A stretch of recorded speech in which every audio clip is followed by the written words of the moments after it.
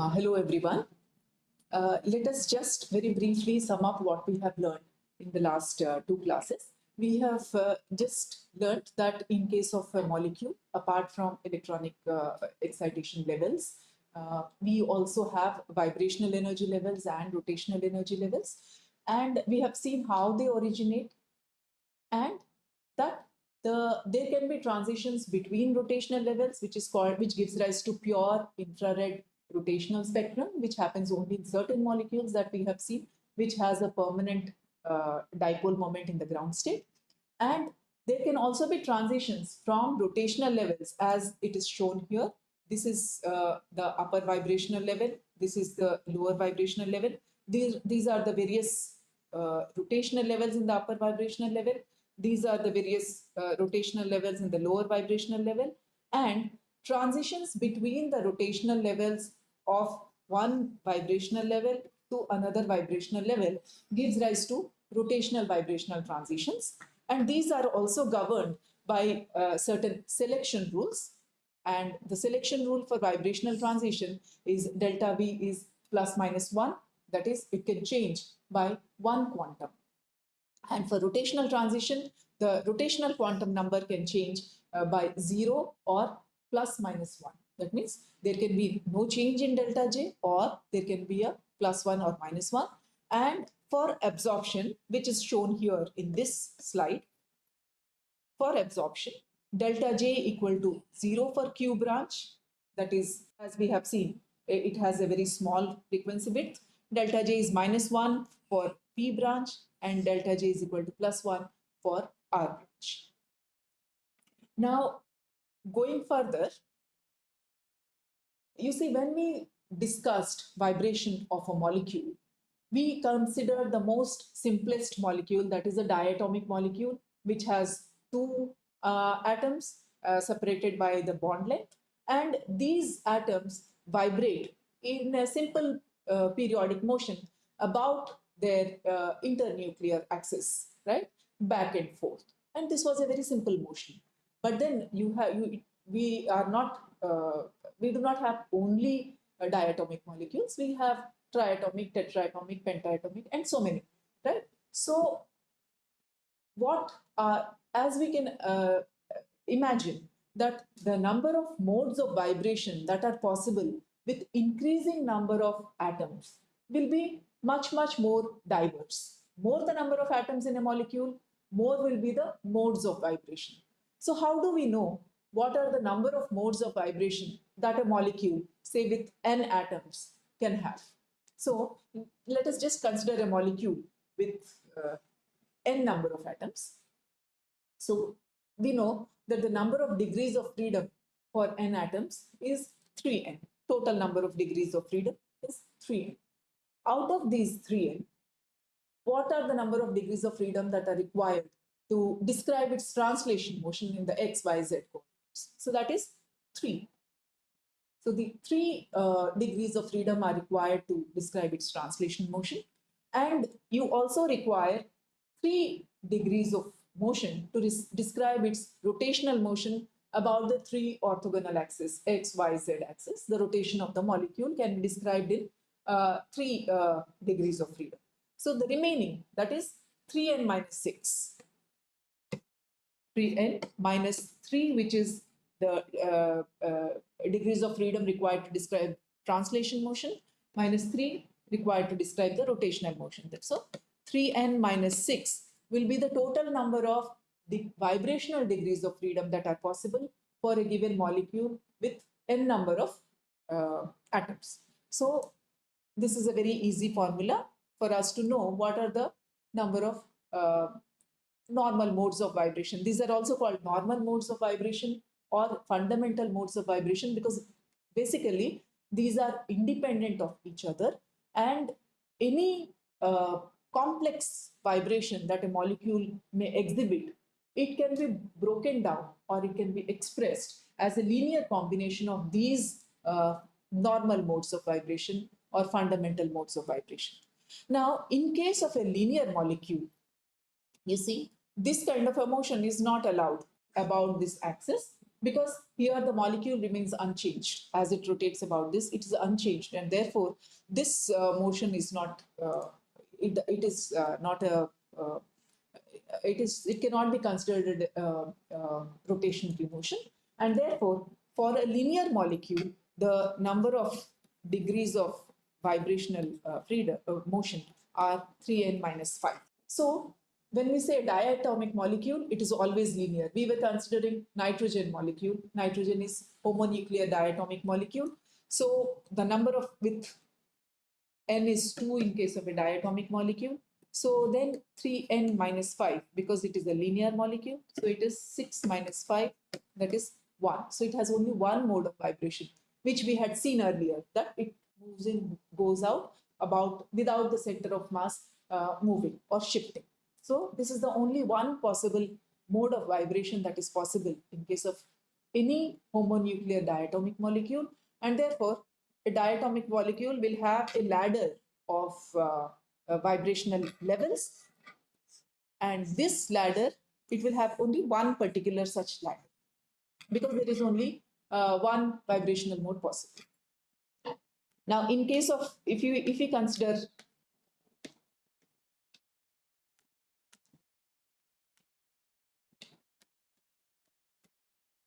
now if we consider a triatomic molecule, for example H2O molecule, now your number is 3.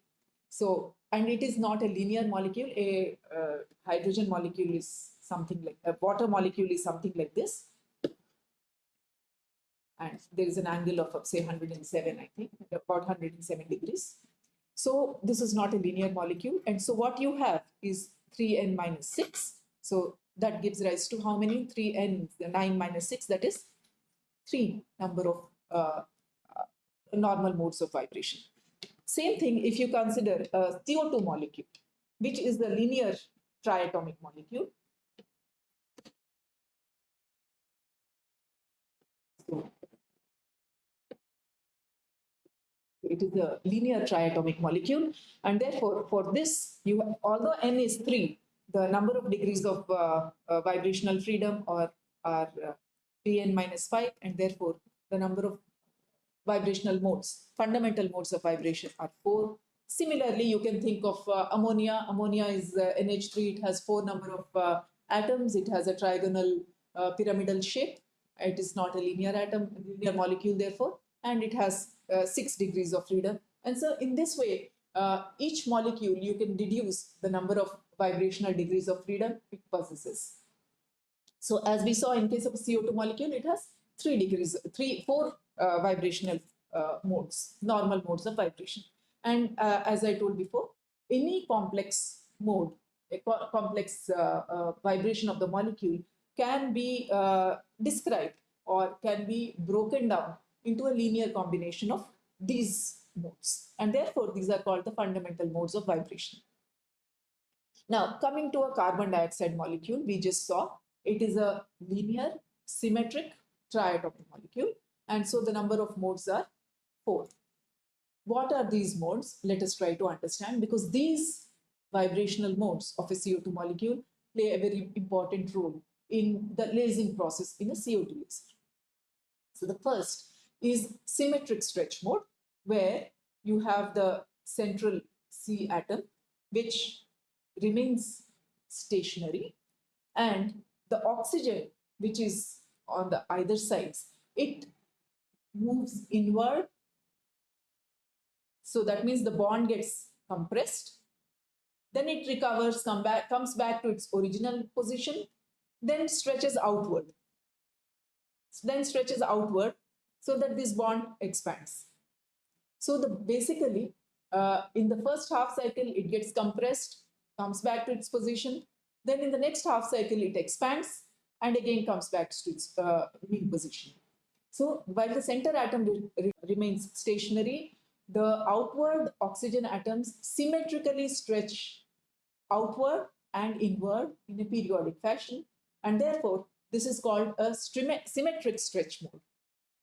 And the energy that is required to excite one quantum of this vibration is 1388 centimeter inverse. now, or which can be converted into energy, and it gives this. Now, I do not know whether you are aware of what is centimeter inverse, but spectroscopists use this as a very convenient unit to actually talk about energies in these vibrational, rotational, or even electronic states. So how do you get this? You see, E is h nu.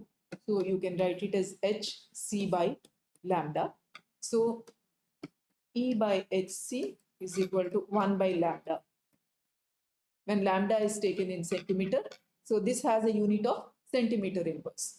So therefore, this centimeter inverse, you can see, is directly related to energy. So larger is centimeter inverse, larger is the number that you get here in centimeter inverse, implies that much higher is the energy.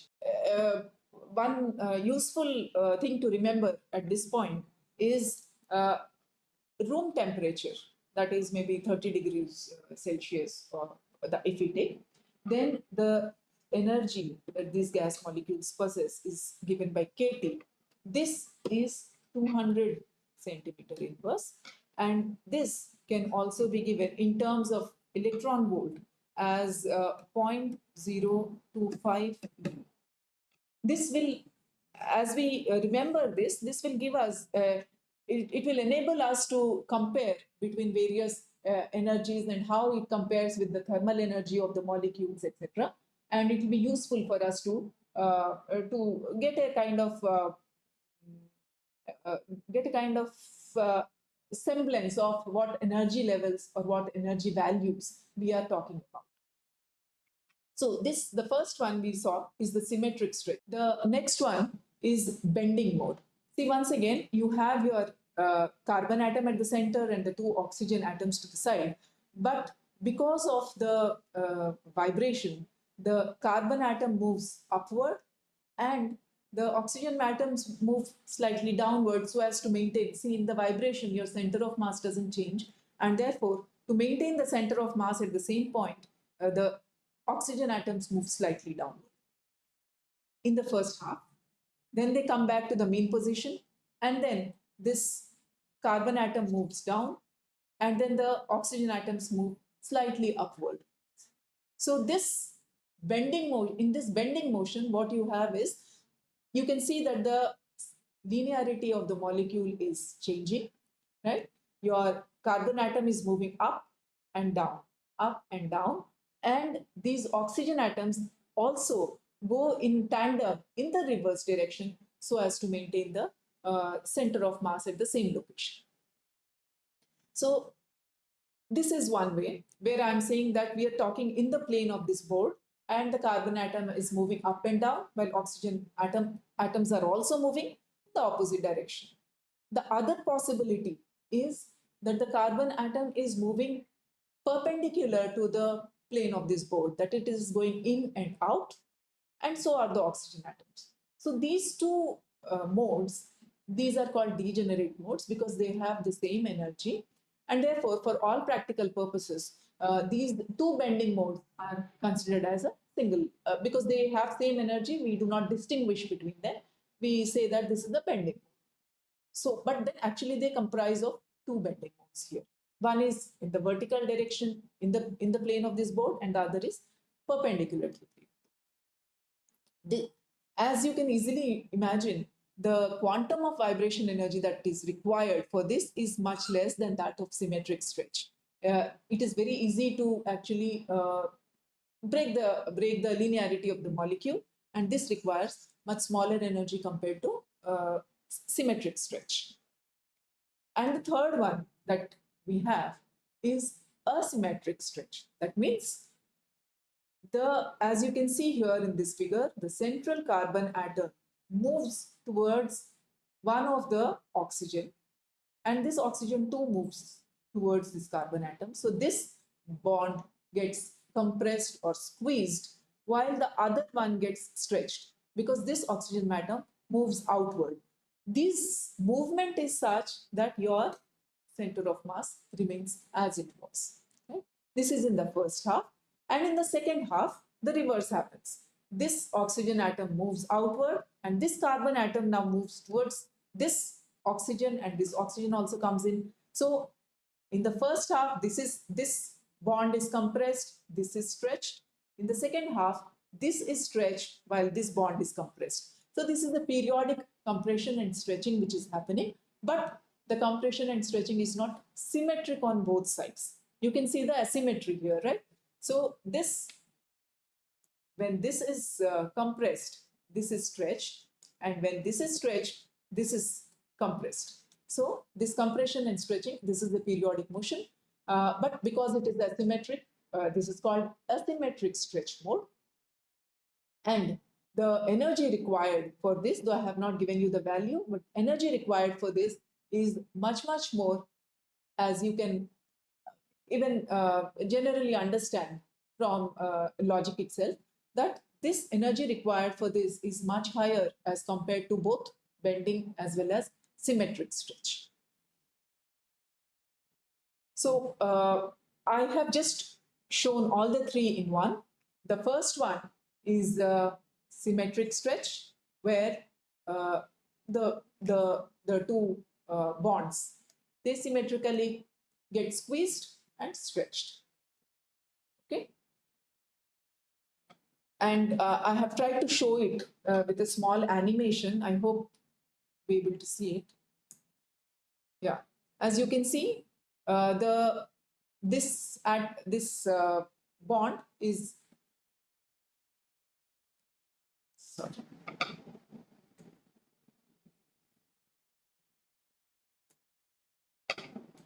This bond is getting compressed and stretched. That is symmetric stretch. The second one is the bending mode, where you have the central one going up and down, right?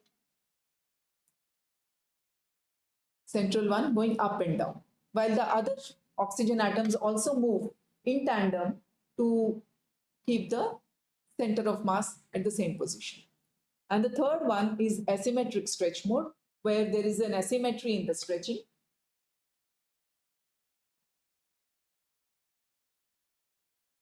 Yeah. So you can see that there is an asymmetry in stretching. While one gets stretched, the other one gets compressed.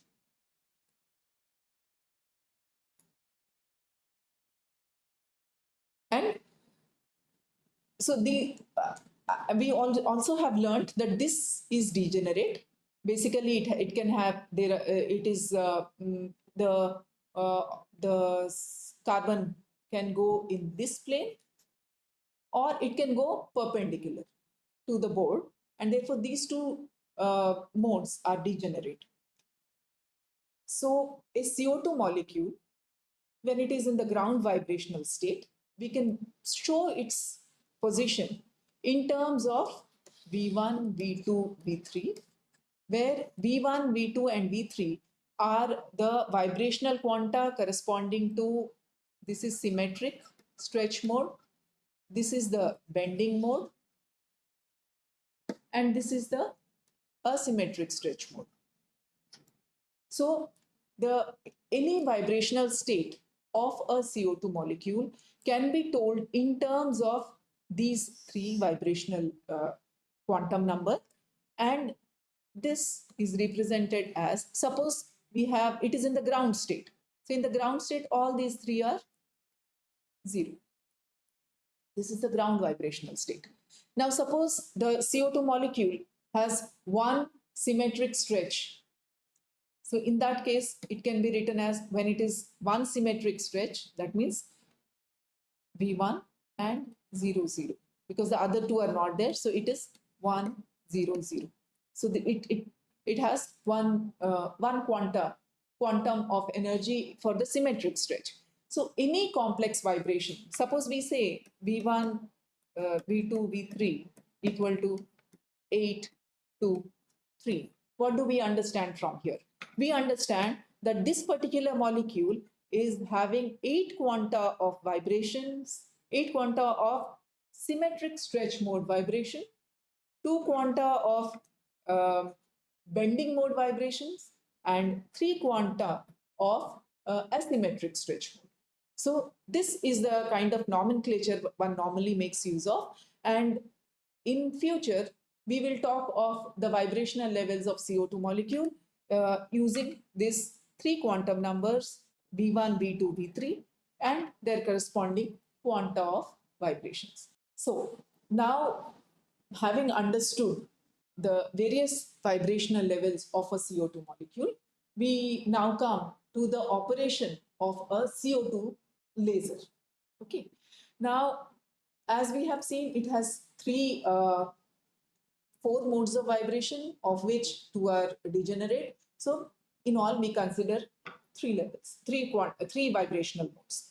All these three play their part in making a CO2 laser. How we understand? So, you have this is the CO2 ground level where we are seeing it is 0, 0, 0, and this 0, 0, 1, that is one quantum of asymmetric stretch. Okay, so this acts as the upper laser level.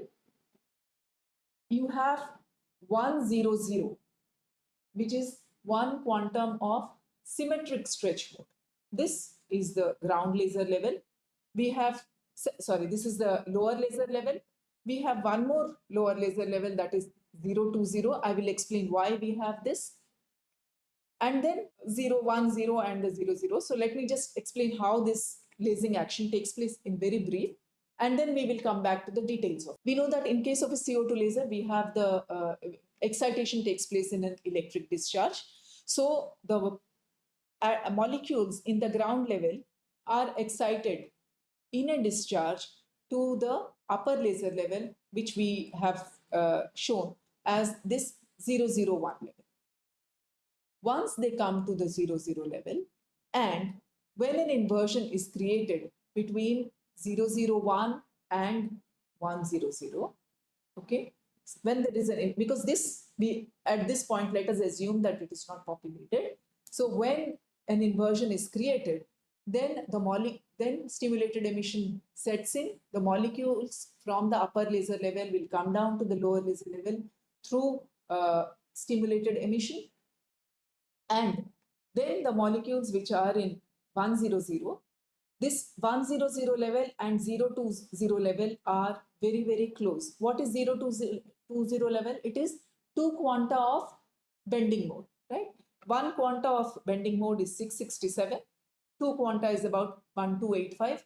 Why there is a difference between these two? You should be able to explain now. You should be able to know why this is not exactly double of this. That I leave it to you so that you think and answer. Okay. So this 020 is very close to 100. 100 is one quantum of symmetric stretch. 020 is two quanta of bending mode.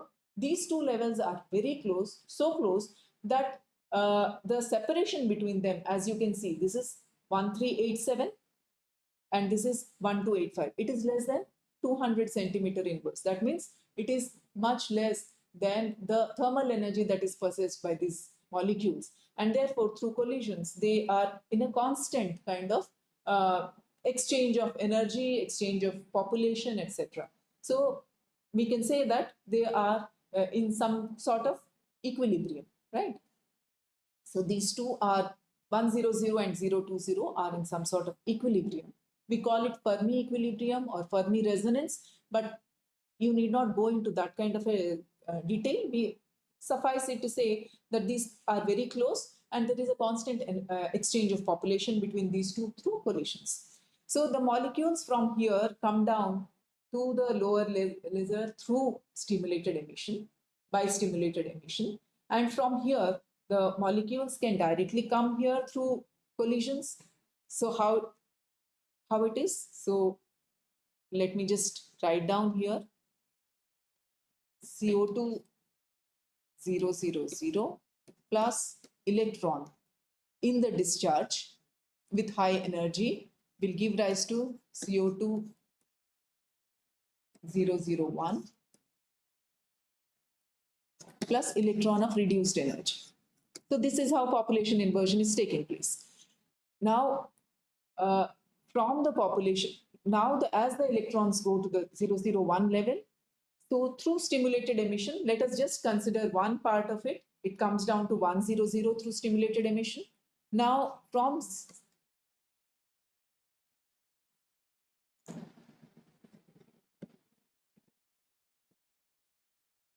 100, they can again collide with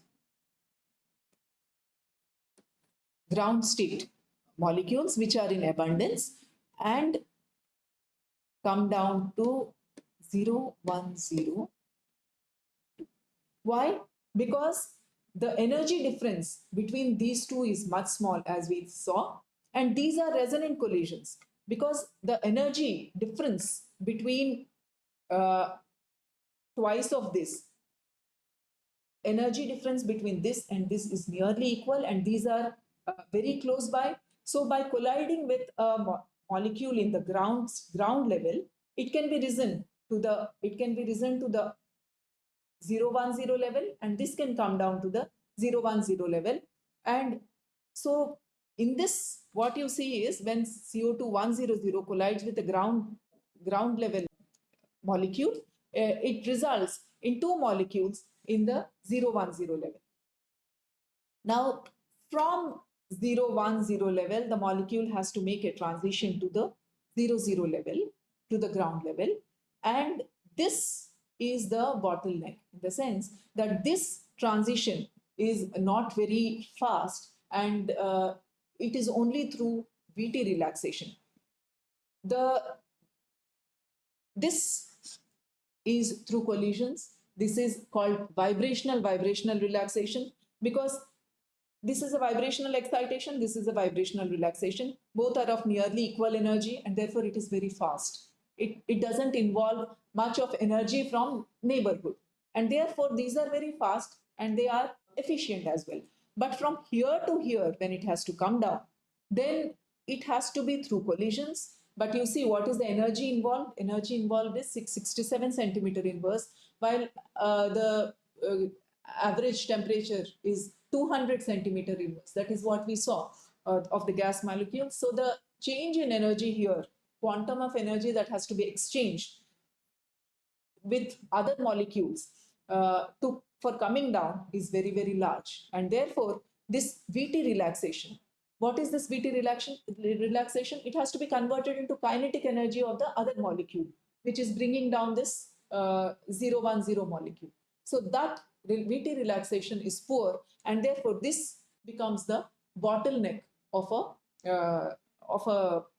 the lasing process. In the sense, molecules start getting accumulated here, and getting accumulated here means more the number of molecules here, smaller will be this relaxation, right?